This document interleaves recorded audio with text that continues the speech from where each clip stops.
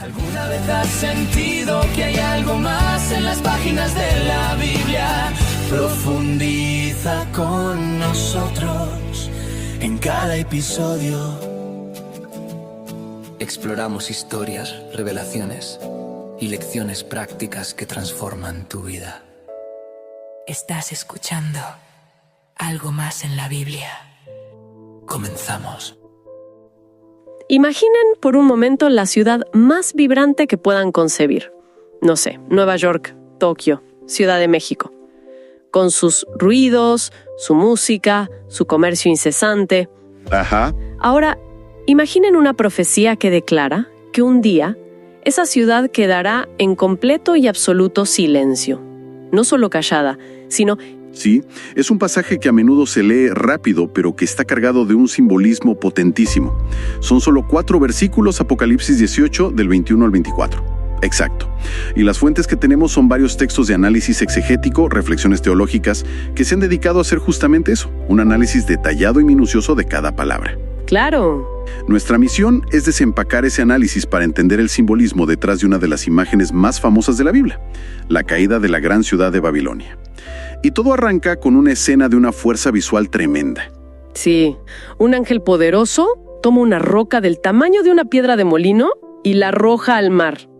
El gesto es tan violento, tan final. ¿Qué hay detrás de esta imagen tan particular?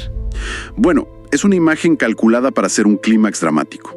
El capítulo 18 viene describiendo la caída de Babilonia desde la perspectiva de reyes y comerciantes que se lamentan. Ah, claro.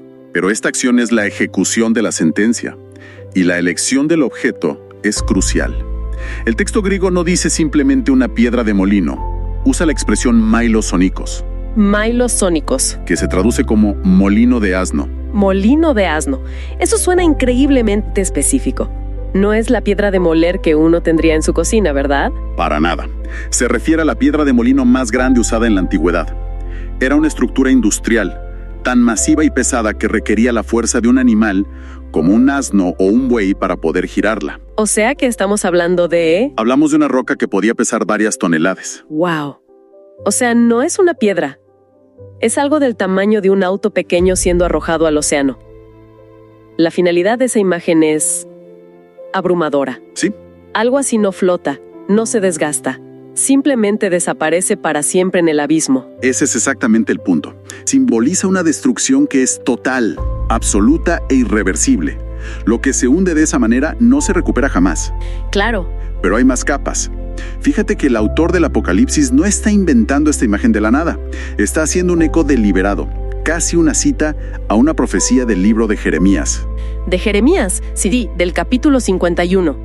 Allí, al profeta Seraías se le ordena leer una profecía contra la Babilonia histórica, atar el rollo a una piedra y arrojarlo al río Éufrates, diciendo: así se hundirá Babilonia y no volverá a levantarse. Aquí es donde se pone realmente interesante. Entonces el autor está usando un lenguaje que su audiencia, familiarizada con las escrituras hebreas, reconocería al instante. Justamente, es una forma de decir: ¿recuerdan lo que se profetizó sobre la opresora original? Bueno, esto es la versión final y definitiva de aquello. Conecta su visión del fin con la larga historia de lucha entre el poder imperial y la fe. Precisamente, le da un peso histórico y teológico inmenso. No es solo la caída de una ciudad, es el cumplimiento de un patrón profético. De acuerdo, la ciudad es aniquilada de forma espectacular e irreversible. Pero, como decía al principio, lo que sigue es casi más inquietante que la propia violencia. Es el silencio que queda después. Ajá. El texto enumera con una precisión casi quirúrgica todo lo que dejará de existir. Y la lista es fascinante.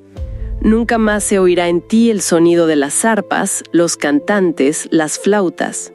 Es la muerte del arte, de la celebración. Es una descreación sistemática. Los análisis señalan que la lista contiene 7 ausencias, y el número 7 en el Apocalipsis siempre simboliza completitud o totalidad, ¿cierta? ¿Cierto?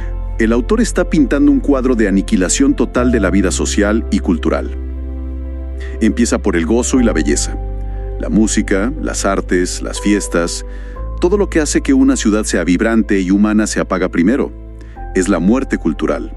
Y de ahí la lista se vuelve cada vez más fundamental, más térrea. Pasa de la música a los artesanos y al sonido del molino. Exacto. Pasa del colapso cultural al colapso económico y de la vida cotidiana. La ausencia de artesanos significa el fin de la producción, de la creatividad aplicada. Pero el silencio del molino, esa es una imagen potentísima. Me imagino. En el mundo antiguo, el sonido constante de las piedras de molino moliendo grano era la banda sonora del amanecer en cualquier pueblo. Era la señal auditiva de que la vida continuaba, de que se estaba preparando el pan para el día. Es como el equivalente antiguo a despertarse una mañana y no escuchar absolutamente ningún tráfico, ni el zumbido de la electricidad. Un silencio antinatural que te dice que algo está fundamentalmente mal. Esa es la analogía perfecta. El silencio del molino significa el fin del sustento más básico. La ciudad ya no puede alimentarse. Su corazón económico ha dejado de latir. Y la lista sigue descendiendo a un nivel todavía más íntimo. Sí, es que los dos últimos elementos son devastadores.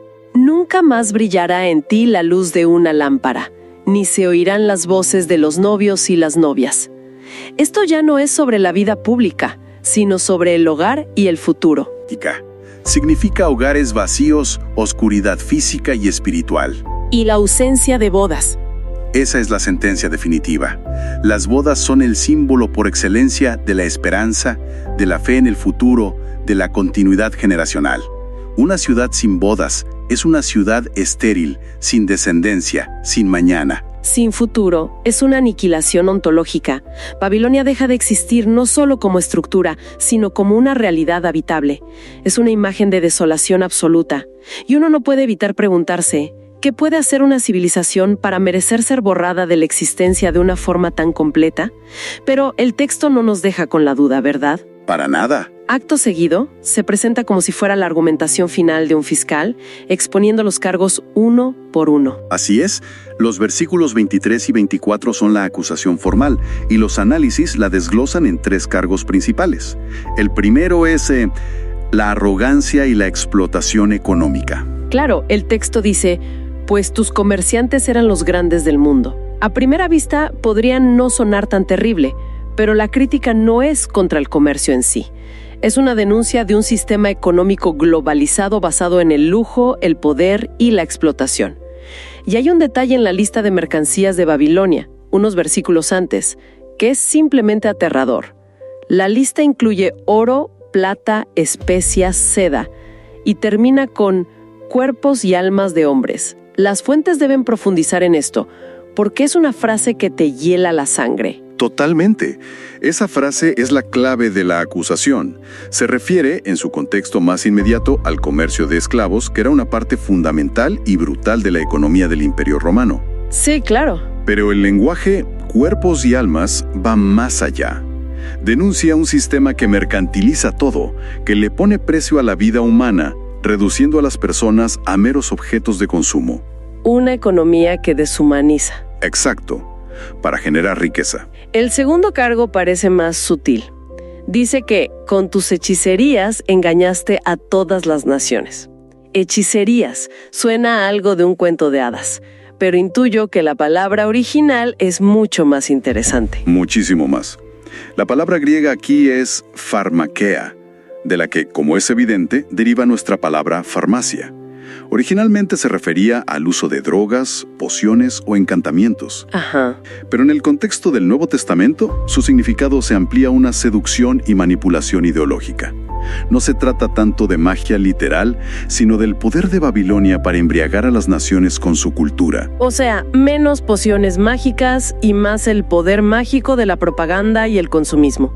La promesa de felicidad a través del lujo a cambio de la lealtad. Esa es la interpretación dominante. Babilonia no solo oprime por la fuerza, seduce. Convence al mundo de que su sistema de valores centrado en la riqueza y el poder es el único camino. Engaña a sus víctimas para que amen sus cadenas creyendo que son collares de lujo. Justamente, es una crítica a la idolatría del mercado y del poder blando. Y el tercer cargo es el más directo y brutal de todos. No hay sutileza aquí, no para nada. Es la acusación de sangre. El texto concluye: en ella se halló la sangre de los profetas y de los santos, y de todos los que han sido masacrados en la tierra. Esa es la culminación. Sí, Babilonia es presentada como la responsable histórica de la violencia sistémica. Por un lado, la persecución específica contra los fieles, los profetas y santos. Claro, el tema del martirio que está en todo el Apocalipsis. Exacto. Pero luego la acusación se amplía de forma universal y de todos los que han sido masacrados en la tierra. Así que no se limita a la persecución de un grupo religioso. El texto la convierte en el arquetipo, en la fuente de toda la violencia a escala global. Sí, es una acusación de una magnitud cósmica. Se la presenta como el epicentro de la rebelión humana contra la justicia, concentrando en sí misma la culpa de toda la sangre inocente derramada. Bien, tenemos entonces el retrato de esta superpotencia culpable de explotación económica, manipulación ideológica y violencia masiva. Lo que nos lleva a la gran pregunta: ¿quién es o qué es exactamente esta Babilonia? Y esa es la pregunta del millón. Y las fuentes nos muestran que no hay una respuesta única, sino capas de interpretación. La primera, la más obvia para los lectores originales del siglo I, es la histórica. Para ellos, Babilonia era un código. Un seudónimo para el Imperio Romano. Un seudónimo bastante transparente, sí. Tenía todo el sentido. Roma era el centro del poder económico global, practicaba la esclavitud a gran escala, promovía el culto al emperador como un dios y, por supuesto, perseguía a los cristianos. Las acusaciones encajaban como un guante. Encajaban a la perfección. Era la Babilonia de su tiempo. Sin embargo, el lenguaje del texto es tan universal que rápidamente surgió una segunda capa de lectura: la interpretación simbólica. En esta visión, Babilonia no es solo Roma, sino que representa un arquetipo. Es cualquier sistema humano en cualquier época que se organiza en oposición a Dios y sus valores. O sea, la civilización construida sobre el orgullo, la codicia y la violencia. Exacto. De modo que, para generaciones posteriores, Babilonia pudo haber sido vista en otros imperios opresores o sistemas totalitarios. Es un símbolo que se puede reactivar a lo largo de la historia. Esa es la fuerza del símbolo. Y hay una tercera capa: la interpretación escatológica o futurista. Esta ve el pasaje como una profecía literal sobre el juicio final. O sea que habría una manifestación final de Babilonia. Sí, en esta lectura habrá una manifestación final y definitiva de ese sistema global de maldad que será juzgado y destruido antes del establecimiento del reino de Dios. Es fascinante cómo puede ser Roma un símbolo atemporal y un evento futuro todo al mismo tiempo. Pero las fuentes sugieren que esta ambigüedad es intencional. Es parte del genio del texto. El autor sin duda tenía a Roma en mente como el ejemplo inmediato y concreto. Claro. Pero al usar el nombre Babilonia, un opresor mucho más antiguo, y al describir sus pecados en términos tan universales, eleva la crítica. Transforma una denuncia contra un imperio específico en una crítica profática contra un patrón que se repite. Entiendo. El poder del símbolo reside precisamente en su capacidad de ser relevante para cada generación que lo lee. Exacto. Aparece eterno, invencible. Esa es la tesis central del Apocalipsis. Los imperios humanos, por más imponentes que sean, son transitorios.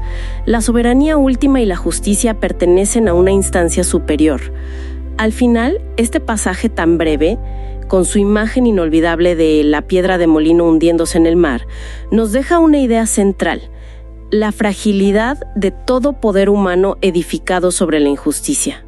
¿Sí? Nos dice que cualquier sistema, por más sólido que parezca, si se construye sobre la explotación y el engaño, tiene fecha de caducidad.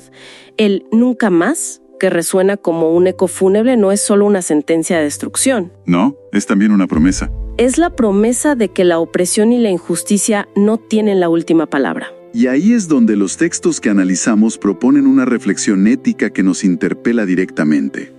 Si Babilonia es un sistema que mercantiliza la vida y seduce con consumo, el texto funciona como una advertencia permanente, pero también como un desafío.